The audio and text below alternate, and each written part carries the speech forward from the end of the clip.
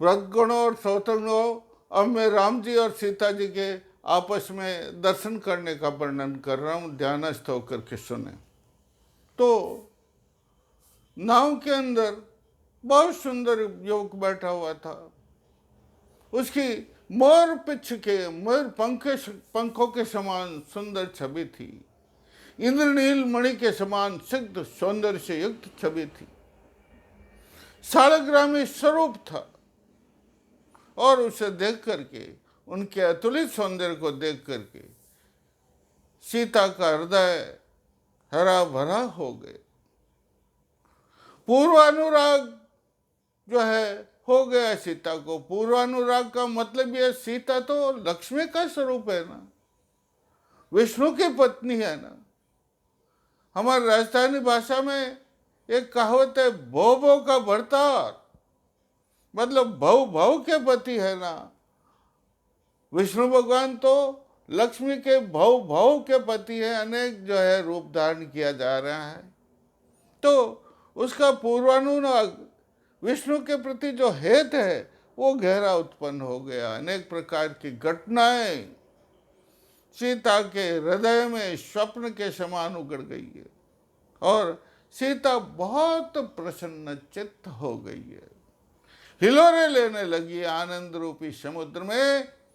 और सीता तो रोमांचित हो गई, आनंदित हो गई। उसके नेत्रों से अश्रुधारा, आनंद की अश्रुधारा। जब कोई आदमी बहुत प्रसन्नचित्त होता है, रोमांचित होता है, तो उसके नेत्रों से स्वतः ही आनंद की धारा बहने लगती है। तो सीता के नेत्रों से आनंद की धारा बहने लगी। तो धीरे धीरे नाव नजदीक आ रही। तो सीता एक टक लगा करके राम जी की तरफ देख रही है। सीता की दृष्टि तो सिर्फ, कुछ नहीं दिखाई दे रहा उसको, सीता की दृष्टि तो राम जी पर लगी हुई। मानो दृष्टि रूपी रस्सी में, दृष्टि रूपी सूत्र में सीता ने इंद्रमणि राम रूपी मणि को पिरो दिया हो। इस प्रकार का वहां दृश्य उपस्थित हो गया। विमोहित है, कुछ दिखाई नहीं दे रहा उसे राम जी के सिवा। ज्यो ज्यो नाव नजीक तट, त्यों त्यों हिया हिलो। जिस जिस प्रकार धीरे धीरे नाव तट के नजदीक आ रही है, त्यों त्यों उसका हृदय हिल्लोलित हो। जिस प्रकार नाव हिल्लोलित हो रही है ना वहां नदी के अंदर, उस प्रकार त्यों त्यों सीता बहुत आनंदित हो रही है। उसका हृदय आनंद रूपी सरोवर में स्नान कर रहा है। इस प्रकार प्रतीत हो रहा, उसका हृदय स्पंदित हो रहा। सीता का हृदय है ना, वो स्पंदित हो रहा, धड़क रहा, धड़ धड़ धड़ धड़ धड़क रहा सीता का हृदय। और दूज घाट बीनो आई, राम लखन उतरई धर पाई रामा। दूज घाट बीनो आई, राम लखन उतरई धर पाई रामा। रामा लखन उतरई धर पाई। धीरे धीरे नाव आकर के दूसरी घाट पर ठहर गई है। राम जी और लक्ष्मण जी नाव से उतर गए हैं।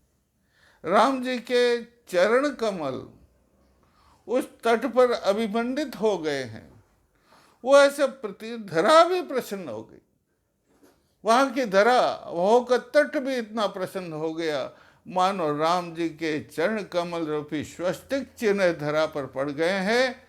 और धरा भी उनको बहुत सुंदर संभाल कर रख रही है, ताकि प्रतिपल उनके राम जी के चरण कमलों के दर्शन कर सके। राम रूप साचिर ऋषिकेशा, ये उपनई अनुराग विशेष। राम ही उपनऊ अनुराग विशेषा। राम जी तो साक्षात ही विष्णु हैं, ऐसा प्रतीत हो गया है, क्योंकि वो तो लक्ष्मी थी। राम जी ने देवताओं को वरदान दे दिया था कि जाओ इस धराधाम पर मैं दशरथ के घर मनुष्य रूप में दानव को नष्ट करने के लिए, धर्म की स्थापना करने के लिए, मानव संस्कृति की रक्षा करने के लिए मैं धराधाम पर दशरथ के घर अवतार लूंगा। और विदेही, ये जो लक्ष्मी है ना, ये जनकपुरी में राजा विदेह के घर अवतार लेगी।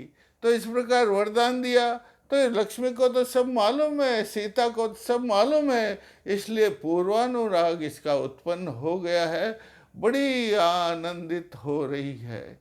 राम जी की मूर्ति उसके सामने कैसी मूर्ति है, मानो ये विश्वकर्मा ने राम जी की मूर्ति को अपने हाथों से इस प्रकार सुगढ़ित किया है, जिसको देख कर के, सौंदर्य को देखकर, उस मूर्ति, राम जी की मूर्ति को, सौंदर्य को, अतुलित सौंदर्य को देख करके कामदेव, सुंदरता का सागर जो कामदेव है, वो भी लज्जित हो रहा कि ऐसे कहाँ से आ। उनका राम जी का अंग अंग, प्रत्येक अंग कांतिमान है। राम जी का मुखार बिंद तो ऐसा है मानो 12 सूर्य का दिव्यता उस मुखमंडल में समाहित हो।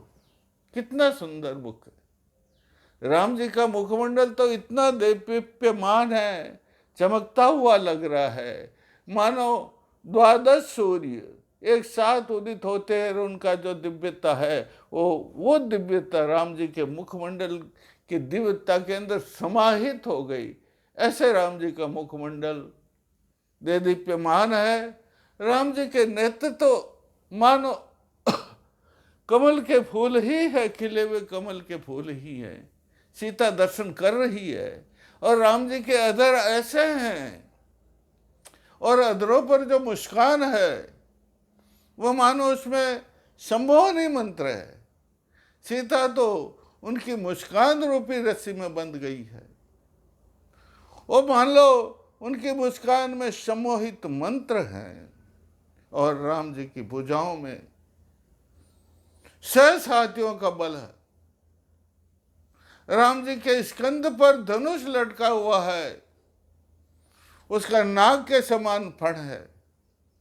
राम जी की पीठ पर जो तूणीर है, उसमें बाणों के फल चंद्रमा के समान चमचमाट कर रहे हैं। राम जी के जो है राम जी के स्कंद पर, राम जी की भुजाओं में लक्ष हाथियों का बल है। उसको विश्वास हो गया, सीता को अवश्य विश्वास हो गया, ये शिव जी के धनुष को अवश्य भंग करेगा। पूर्ण विश्वास हो गया, 100% सीता के हृदय में विश्वास ने घर कर लिया है कि ये युवक नहीं है, ये तो स्वयं भगवान है, और शिव जी के धनुष का यही भंग करके मुझे अवश्य ही वर्ण करेंगे। इस प्रकार की भावना सीता के हृदय में उत्पन्न हो गई है, और सीता सम्मोहित होकर के केवल श्री राम जी के दर्शन कर रहे हैं। तो साथी बड़ी अचंभित हो गई। उसकी जो सहचरियां थी, उसकी जो सखियां थी, वो बड़ा अचंभे पड़ गई। सीता को पूछ रही है, हाँ पूजन तज निर्खन लगी है। सीता ये कौन है? ये इंद्रनीलमणि सा सुंदर युवक कौन है जिसको देख करके तू गंगा के पूजना तो छोड़ दिया है, और इसको एक टकी लगा करके इनके दर्शन कर रही है। इनको देख करके तेरा शरीर तो रोमांचित हो गया, मन आनंदित होकर के मौन हो गया। तो क्या करती है सीता? चरी बहन ने को नहीं काना, सियचक भमरी भमरई रामा रामा, सियचक भमरी भमरई रामा। साथणियों के जो वचन हैं, अगर कोई आदमी समाधिस्थ हो जाता है, पूर्ण समाधि लग जाती है, तो उसको कोई शब्द सुनाई नहीं देते, केवल अंतर ज्योति चलती, चेतना रहती है, जड़ चेतन नहीं रहता है। शरीर चैतन्य अंतर चेतना जिसे कहते वो रहती है। तो सीता की समाधि लग गई थी राम जी के दर्शन में, और वो जड़ में थी लेकिन अंतर चेतना उसमें थी। तो उसने जो सखियां उसको जो कहा उसकी ओर ध्यान नहीं दिया, और जो है प्रतिफल उसके नेत्र रूपी बमरियां श्री राम जी की ओर गुंजारित हो रही है, राम जी की ओर देख रही है, उसके नेत्र रूपी बमरिया श्री राम जी की ओर मंडरा रही है। राम जी जिण दिस राघव मागारे जाई, दूज और सीता रे तह आई, रामा दूजे और सीता तह आई। जिस दिशा के अंदर उस बाग में राम जी जाते हैं, दूसरी ओर से सीता उनके सामने आ जाती। केवल उसका जो है मिस है श्री राम जी के दर्शन करना और कुछ नहीं करना। वह श्री राम जी के दर्शन करना चाहती है। इस प्रकार जो है सीता राम जी के प्रथम दर्शन कर रही है और परम आनंदित हो रही है। और जो है जय सिया राम, आज के आनंद की जय हो। जय हनुमान, जय हनुमान, जय।